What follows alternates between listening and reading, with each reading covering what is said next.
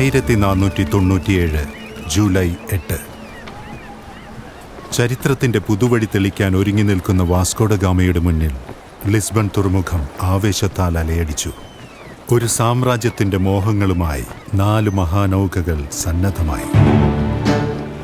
ഉറച്ച ഹൃദയത്തോടെ Vasco da gamma വിഭാവനം ചെയ്ത ഇന്ത്യൻ സമ്പത്തിലേക്കുള്ള സമുദ്രയാനം വെറും വ്യാപാരത്തിന്റെ മാത്രമായിരുന്നില്ല, മറിച്ച് അന്വേഷണത്തിന്റെയും അഭിലാഷത്തിന്റെയും കൂടിയായിരുന്നു. പെട്രോ എന്നറിയപ്പെടുന്ന കൽത്തൂണുകളും 3 പരിഭാഷകരെയും വഹിച്ചുകൊണ്ട് ആ നാവിക വ്യൂഹം അജ്ഞാതമായ ഒരു ദേശത്തിന്റെ സ്വപ്നത്തിലേക്ക് യാത്ര തിരിച്ചു. അറിയാത്ത ലോകം മുഴുവൻ കണ്ടെത്താനുള്ള ഒരു കൂട്ടം മനുഷ്യരുടെ അതിസാഹസിക പര്യടനം. കനേറി ദ്വീപിലെ ചെറിയ ഇടവേളയ്ക്ക് ശേഷം ജൂലൈ 15 തുടർന്ന യാത്ര ജൂലൈ 26 കേപ്പ് വെർഡ് ദ്വീപിലെ സാവോ ടിയാഗോയിലെത്തി.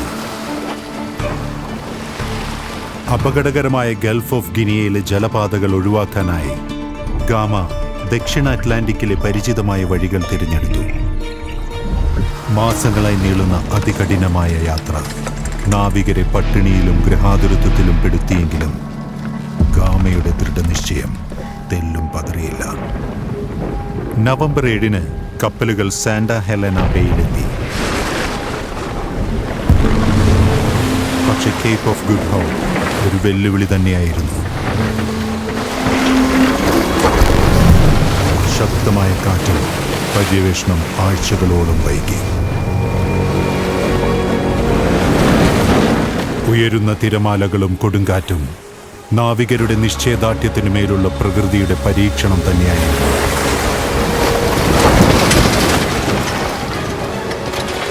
പക്ഷേ വാസ്കോഡ ഗാമ എന്ന തേരാളി ആ നാവികസേനയെ ഒന്നിപ്പിച്ചു നിർത്തി. അദ്ദേഹത്തിന്റെ ആത്മവിശ്വാസം അവർക്കൊരു വഴിവിളക്കായി മാറി.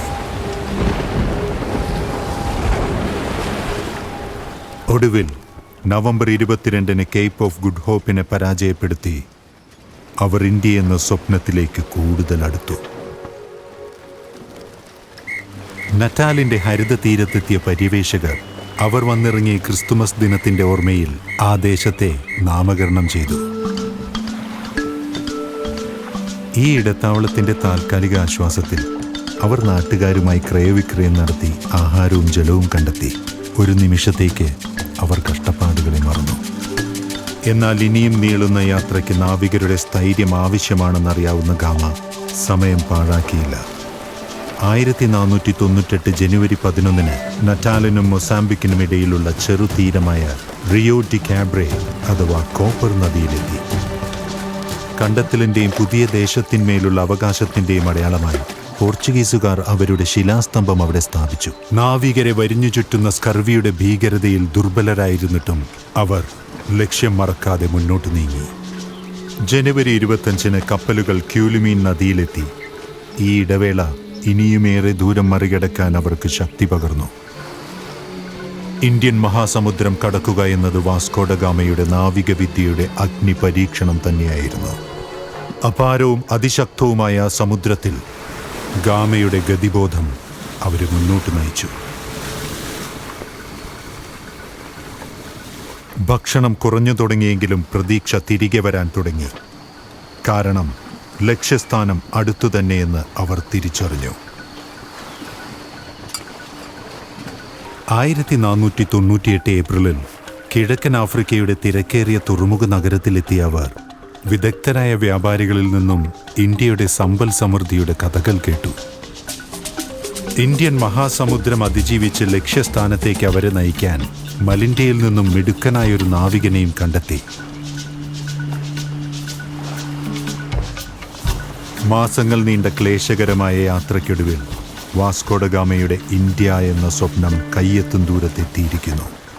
ആഗോള സമുദ്ര വ്യാപാര ശക്തി എന്ന നിലയിൽ പോർച്ചുഗലിന്റെ വിധി നിർണയിക്കപ്പെട്ട നിമിഷങ്ങൾ. നീണ്ട അപകടകരമായ പ്രയാണത്തിനൊടുവിൽ വാസ്കോഡ ഗാമയുടെ കപ്പലുകൾ ഇന്ത്യയുടെ സുഗന്ധവ്യഞ്ജന കേന്ദ്രമായ കോഴിക്കോടിന്റെ തീരമണഞ്ഞു. പച്ച പുതച്ച പുതുഭൂമിയിൽ ആശ്വാസത്തോടെയും മുൻകരുതലുകളോടെയും നാവികർ ഉറ്റുനോക്കി. അമരത്ത് നിന്ന് വാസ്കോഡ ഗാമ കണ്ടത് അവസരങ്ങളും അപകടങ്ങളും ഒരുപോലെ നീട്ടുന്നൊരു നാടിനെയാണ്. കച്ചവടത്തിന്റെ സംഘർഷഭരിതമായ സാധ്യതകൾ.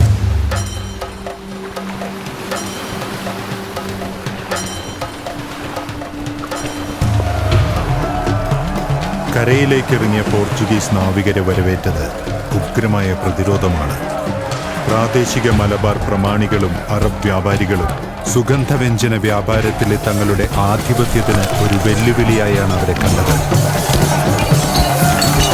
കോഴിക്കോടിന്റെ തീരം ഒരു യുദ്ധക്കളമായി. എണ്ണത്തിൽ കുറവായിട്ടും ദൃഢചിത്തരായ അക്രമികൾക്കെതിരെ പോർച്ചുഗീസുകാർ നിലയുറപ്പിച്ചു.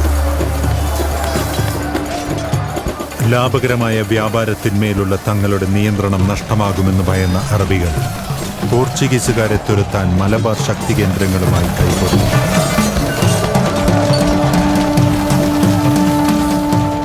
എന്ത് വില കൊടുത്തും പോർച്ചുഗീസുകാരെ ആട്ടിപ്പായിക്കാൻ അറബികൾ അതിഘോരമായി പോരാടിയതോടെ സ്ഥിതി കൂടുതൽ സംഘർഷഭരിതമായി. യുദ്ധം അവർക്ക് അനുകൂലമല്ല എന്ന് തിരിച്ചറിഞ്ഞ ഗാമ തന്റെ സൈന്യത്തെ പിൻവലിച്ചു. പക്ഷേ അതവരുടെ ശക്തി വെളിപ്പെടുത്താനുള്ള തന്ത്രങ്ങളുടെ തുടക്കം മാത്രമായിരുന്നു. കടുത്ത ഏറ്റുമുട്ടലിനു ശേഷം തിരികെ തങ്ങളുടെ കപ്പലുകളിൽ അഭയം പ്രാപിച്ച അവർ കൂടുതൽ പ്രതിരോധ മാർഗങ്ങൾ ചിന്തിച്ചു. യുദ്ധം തോറ്റിരിക്കാം, പക്ഷെ വ്യാപാരത്തിനായുള്ള പോരാട്ടം ആരംഭിച്ചിട്ടേയുള്ളൂ. ആക്രമണങ്ങളിൽ അടിപതരാതെ വാസ്കോഡ ഗാമ പെഡ്രോ കൽത്തൂൺ നാട്ടുവാൻ ഉത്തരവിട്ടു. കോഴിക്കോടിന്റെ മേലുള്ള ഈ അവകാശ പ്രഖ്യാപനത്തിലൂടെ പോർച്ചുഗൽ അവരുടെ വരവറിയിക്കുകയായിരുന്നു, ഒപ്പം നയം വ്യക്തമാക്കുകയും.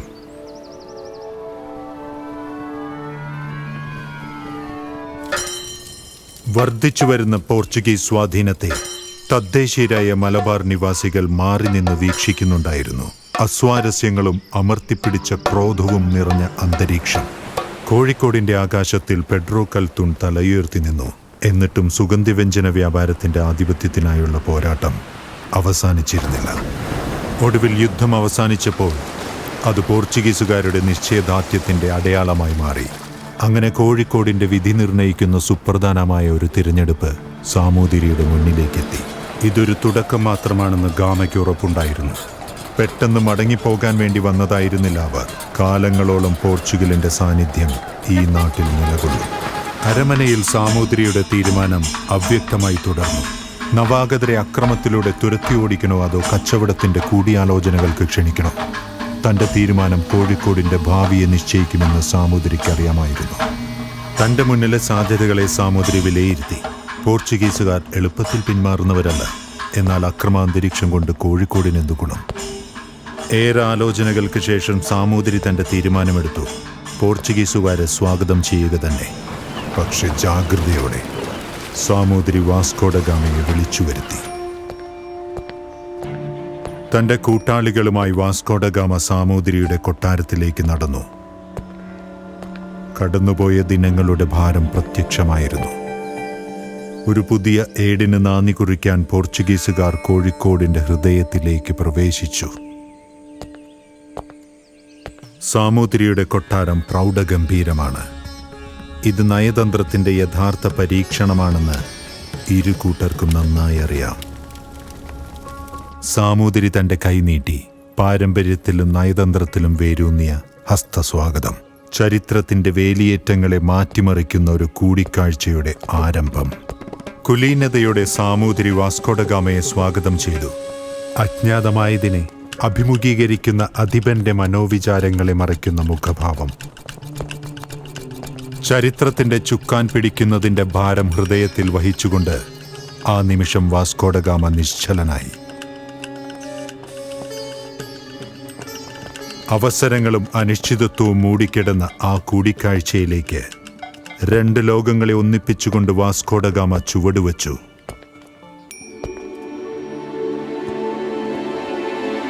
കോഴിക്കോടിന്റെ സാംസ്കാരിക സമ്പന്നത പ്രതിഫലിക്കുന്ന അകത്തളം. കലയും ബലവും ഒരുപോലെ ഇഴചേർന്ന ഇടം. പോർച്ചുഗീസുകാർ ഇന്നുവരെ കാണാത്തൊരു ലോകത്തെ കണ്ടറിഞ്ഞു. കൊട്ടാരത്തിനകത്ത് സാമൂതിരിയുടെ പ്രൗഢി അനാവൃതമാകുകയായിരുന്നു. പോർച്ചുഗീസുകാർക്ക് മുന്നിൽ സമൃദ്ധമായ സദ്യ നിരന്നു.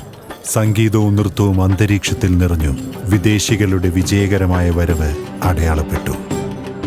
നീണ്ട യാത്രയിൽ ക്ഷീണിതനാണെങ്കിലും യഥാർത്ഥ ചർച്ചകൾ ഇനിയും തുടങ്ങാനിരിക്കുന്നേയുള്ളൂ എന്ന ബോധ്യത്തോടെ ഗാമ കോഴിക്കോടിന്റെ കാഴ്ചകളും രുചികളും ആസ്വദിച്ചു.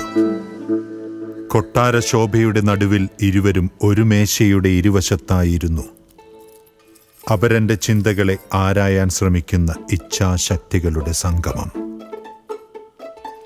നൂറ്റാണ്ടുകളുടെ നാവിക ചരിത്രം വിരൽത്തുമ്പിലുള്ള സാമൂതിരി ഗാമയുടെ വാക്കുകൾ ശ്രദ്ധയോടെ ചിന്താമഗ്നനായി കേട്ടിരുന്നു. തന്റെ സാമ്രാജ്യത്തിന്റെ പാരമ്പര്യത്തിനൊപ്പം അവയെ തുലനം ചെയ്തു. സംഭാഷണത്തിന് ആഴമേറിയപ്പോൾ സാമൂതിരിയുടെ വാണിജ്യജ്ഞാനവും കരുതലുള്ള ജിജ്ഞാസയും വെളിപ്പെട്ടു തുടങ്ങി. ഒരു ഉടമ്പടി ഉറപ്പിക്കാൻ കൊതിച്ച വാസ്കോഡ ഗാമയ്ക്ക് സാമൂതിരിയുടെ അറിവിന്റെയും അധികാരത്തിന്റെയും ആഴം മനസ്സിലായി.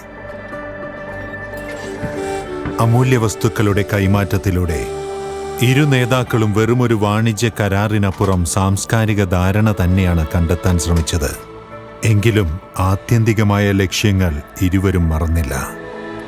തൂലികകൾ കൊണ്ട് കയ്യൊപ്പ് ചാർത്തി ഇരു നേതാക്കളും ഔപചാരികമാക്കിയ കരാർ ഒരു ചരിത്ര പങ്കാളിത്തത്തിന്റെ തുടക്കമായിരുന്നു. വാസ്കോഡ ഗാമയ്ക്ക് ലക്ഷ്യപ്രാപ്തിയുടെ വിജയനിമിഷം, സാമൂതിരിക്ക് ആഗോള വാണിജ്യത്തിൽ മുന്നോട്ടുള്ളൊരു ചുവടുവയ്പ്. ഉപചാരപൂർവം നടത്തിയ ഹസ്തദാനം ഒരു ബാഹ്യ പ്രകടനത്തിനപ്പുറം പരസ്പര ബഹുമാനത്തിന്റെ പ്രതീകവും ജാഗ്രതയിൽ ഊന്നിയ ശുഭാപ്തി വിശ്വാസവുമായി മാറി. ഇരുപക്ഷവും സഖ്യസാധ്യതകളെ അംഗീകരിച്ചതോടെ അന്തരീക്ഷം ആഘോഷമയമായി. എന്നാൽ ഈ ആനന്ദത്തിന്റെ ഇടയിലും മുന്നിലുള്ള വെല്ലുവിളികളെക്കുറിച്ച് ഇരുവരും പൂർണ്ണ ബോധവാന്മാരായിരുന്നു. ഉപഹാരങ്ങളുടെ കൈമാറ്റത്തിലൂടെ വിശ്വസ്തതയുടെ ഒരു ബന്ധം വളർന്നു തുടങ്ങി. അഭിവൃദ്ധി എന്ന പൊതുധാരണയിൽ അധിഷ്ഠിതമായ ഒന്ന്. പക്ഷെ മാത്സര്യത്തിന്റെ നിഴൽ അവിടെ തളം കെട്ടി നിന്നിരുന്നു. പോർച്ചുഗീസുകാർ ഒട്ടും വൈകാതെ തന്നെ തങ്ങളുടെ സാന്നിധ്യം അറിയിച്ചു തുടങ്ങി. തുറമുഖത്തിനടുത്ത് തന്നെ ഒരു പണ്ടികശാല സ്ഥാപിച്ചുകൊണ്ട് ലോകവ്യാപാരത്തിന്റെ ഈ സുപ്രധാന നഗരത്തിൽ അവർ കാലുറപ്പിച്ചു. പ്രബലരായ നായർ യോദ്ധാക്കളുടെ സംരക്ഷണയിൽ പ്രവർത്തിച്ച പണ്ടികശാലകൾ പോർച്ചുഗീസുകാരുടെ വാഞ്ചയുടെയും പ്രാദേശിക ഉടമ്പടികളുടെയും പ്രതീകമായി മാറി. കച്ചവടത്തിന്റെ പുതിയ സാധ്യതകളിലും സാധനങ്ങളിലും ആകൃഷ്ടരായ കോഴിക്കോടിന്റെ വിപണികളെ അകം പുറമറിഞ്ഞ വിദഗ്ധരായ മക്കബാരി ദല്ലാളുകളാണ് പോർച്ചുഗീസുകാരുമായി ആദ്യ ഇടപാടുകൾ തുടങ്ങിയത്. അവർ കൈമാറിയത് വെറും സാധനങ്ങളായിരുന്നില്ല, രണ്ട് ലോകങ്ങളായിരുന്നു. സുഗന്ധവ്യഞ്ജന വ്യാപാരത്തിന്റെ താക്കോൽ സൂക്ഷിക്കുന്ന മക്കബാരി ദല്ലാളുകളുടെ വിശ്വാസം പോർച്ചുഗീസുകാർ നേടിയെടുത്തേ മതിയാകൂ. ആഗോള വാണിജ്യ കേന്ദ്രമായിരുന്ന കോഴിക്കോടൻ വിപണിയിൽ സുപ്രധാന സ്ഥാനമുണ്ടായിരുന്ന മക്കബാരി ദല്ലാളുകൾ അവരെ കച്ചവടത്തിന്റെ ഇടനാഴികളിലേക്ക് നയിച്ചു. എന്നാൽ ഈ സൗഹൃദത്തിന്റെ പിന്നിൽ നാട്ടിലെ മാമൂലുകളുടെയും അധികാര വടംവലികളുടെയും നേർത്ത രേഖകൾ ഒളിച്ചിരുന്നു. വാസ്കോഡ ഗാമ സാമൂതിരിയുടെ കൊട്ടാരം വിട്ടിറങ്ങിയത് വലിയൊരു ദൗത്യത്തിന്റെ ഭാരം തന്റെ ചുമലിൽ പേറിയാണ്. വാണിജ്യ കരാർ ഒരു തുടക്കം തന്നെ, പക്ഷേ ഇനി മുന്നിലുള്ളത് നിറയെ വെല്ലുവിളികൾ. ഉടമ്പടി വിജയകരമെങ്കിലും ദുർബലമായൊരു സഖ്യത്തിനാണ് വാസ്കോഡ ഗാമ രൂപം നൽകിയിരിക്കുന്നത്. അത് നയിക്കുന്നത് അപാര ഭാഗ്യത്തിലേക്കോ അധികാരവുമായുള്ള സംഘർഷത്തിലേക്കോ ആകാം. തുറമുഖത്തിലേക്ക് മിഴിയുറപ്പിച്ച വാസ്കോഡ ഗാമ കണ്ടത് തിരക്കേറിയൊരു നഗരം മാത്രമല്ല, അനന്തമായ സമ്പത്തിലേക്കുള്ള വാതിൽ കൂടിയാണ്. എന്നാൽ ആ വഴി സങ്കീർണമായ രാഷ്ട്രീയ തന്ത്രങ്ങൾ ആവശ്യപ്പെടുന്നുണ്ട്. അവ്യക്തമായ സന്ധ്യാവെളിച്ചത്തിൽ വാസ്കോഡ ഗാമ ചരിത്രത്തിന്റെ തീരത്ത് നിന്നും യാത്ര തുടങ്ങുമ്പോൾ മറുകരയിൽ ഒരു പുത്തൻ സാമ്രാജ്യത്തിന്റെ പ്രഭാതം ഉദിച്ചു തുടങ്ങിയിരുന്നു. എന്നാൽ മുന്നിലൊഴുകുന്ന പ്രവാഹത്തിൽ അലയടിച്ചിരുന്നത് അവസരങ്ങൾ മാത്രമായിരുന്നില്ല, വരാനിരിക്കുന്ന സംഘർഷങ്ങളുടെ നിഴലുകൾ കൂടിയായിരുന്നു.